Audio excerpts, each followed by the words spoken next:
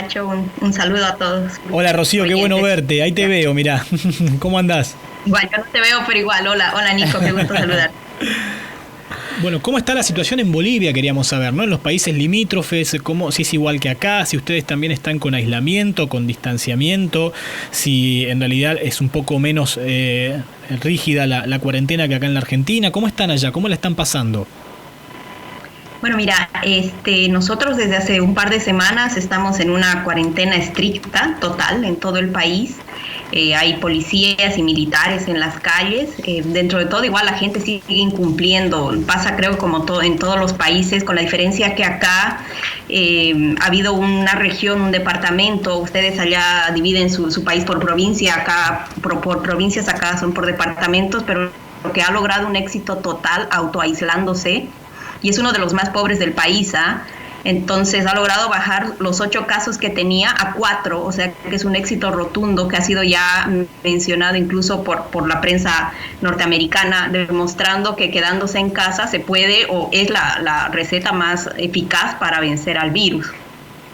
Entonces, en el resto del país, el eje central, como en toda la región también, tiene la mayor cantidad de casos. La Paz, Cochabamba, Santa Cruz, que son las 3 principales regiones, concentran más del 50% de los 194 casos positivos hasta ahora.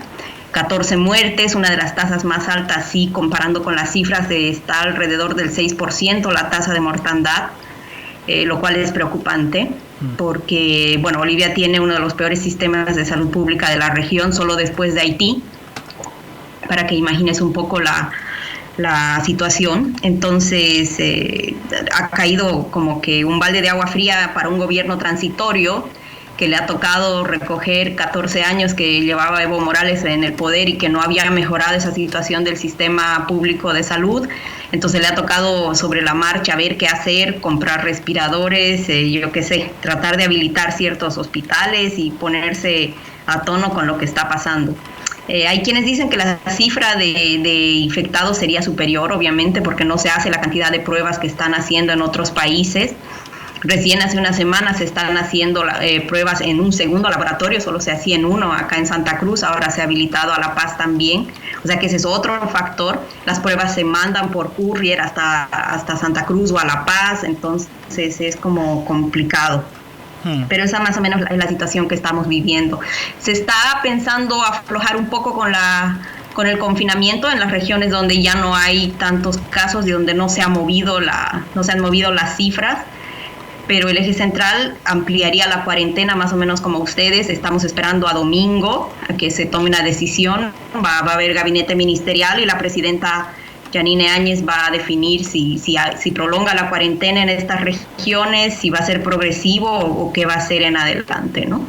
Claro, Rocío, porque ustedes llegan a esta situación con todo lo que significó la salida de Evo Morales, con también bastante tensión en las calles, ¿no? Con una situación muy difícil ya de por sí, más allá del virus. ¿Se siente esto en las calles hoy en día?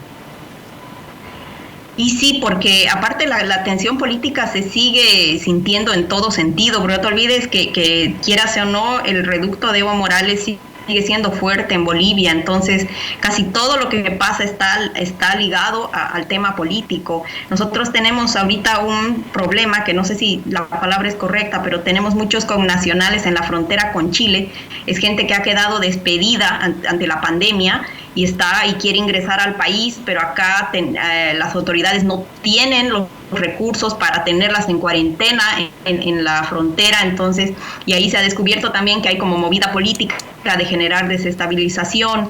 Hay muchos mensajes que están llamando a la gente a pararse, a salir de la cuarentena, porque otro detalle importante es que en Bolivia el comercio informal o la vida informal es muy grande también, entonces no todo el mundo puede quedarse en su casa para sostener esto económicamente. Si bien es cierto que se están dando bonos a los más necesitados y todo, hay una muy buena parte de la sociedad que no va a recibir ningún bono y es la que se está desesperando.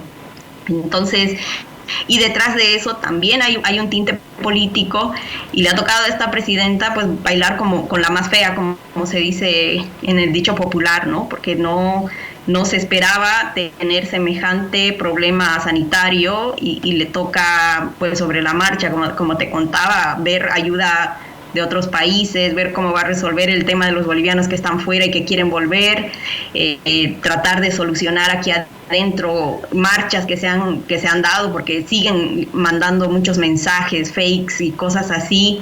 Se ha llegado a decir que lo del coronavirus ha sido algo planificado por Estados Unidos y que se había mandado en una especie de bomba atómica a China, entonces, y eso se lo han dicho en idiomas originarios a personas que no tienen un nivel de educación ni siquiera aceptable, entonces la gente se lo ha creído y es muy difícil hacerle entender a esas personas que tienen que quedarse en su casa. Es todo un problema social, político, económico, ¿no?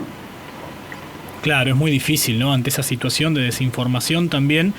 Es muy complicado sacar a la gente de ese lugar. ¿Qué imaginás, Rocío, que se viene para Bolivia en la continuidad de esta pandemia en los próximos días? Mira, dentro de todo, por el mapeo que ha hecho Google, que se basa en cuestiones de satélite y todo, Bolivia ha mantenido una cuarentena aceptable. Las cifras no son tan altas, aún si hubieran más casos, por esto las pruebas que te decía, pero se prevé que en el mejor de los casos el pico más alto llegaría a 1,000 casos. Yo creo que van a aflojar un poco con la cuarentena en algunas regiones donde no ha habido, de hecho hay un departamento en el que no hay ni un solo caso, Oruro, como te comentaba, que es uno de los más pobres, pero ha logrado bajar sus 8 casos a 4, entonces se ha portado muy bien. Entonces en esas regiones ya están pensando en planes para ir reactivándose de a poco. Yo creo que esto se va a mantener así en el eje central, que es La Paz, Cochabamba y Santa Cruz, donde van a endurecer incluso las medidas para obligar a la gente a que se quede en su casa en su totalidad, porque hoy en día solo podemos salir un día a la semana de acuerdo a la terminación del DNI y solo a comprar comida de 8 a 12 del mediodía. Entonces parece que van a endurecer un poco más y tengo la esperanza, me parece que podría mantenerse por ahí la situación en cuanto a cifras, ¿no? La tasa de muertes es la preocupante porque hay un detalle muy interesante también. Si bien la mayoría de los infectados está entre los 21 y 39 años, según decía el ministro de Salud anoche, los muertos son de más de 60 años. Eso significa que la gente que está saliendo, o sea, está rompiendo la cuarentena, pero llega a su casa y contagia a los abuelos, a sus familiares de tercera edad. Entonces, ese quizás sea el riesgo más grande, ¿no? de la tasa de muerte que tenemos, que es del 6%, cuando se supone que no debería pasar del 3%. Y ahí es donde me parece que tendrían que controlar mejor o ver cómo solucionar ese tema las autoridades, ¿no? Excelente, Rocío. Te vamos a tener en cuenta para futuras charlas también, para que nos cuentes a ver cuál es la situación allí en Bolivia en los próximos días. Te mandamos un fuerte abrazo. Un abrazo, Rocío. Nos hablamos. Abrazo a ustedes. Listo, Nico, un abrazo a todos. Chau, chau. Chau.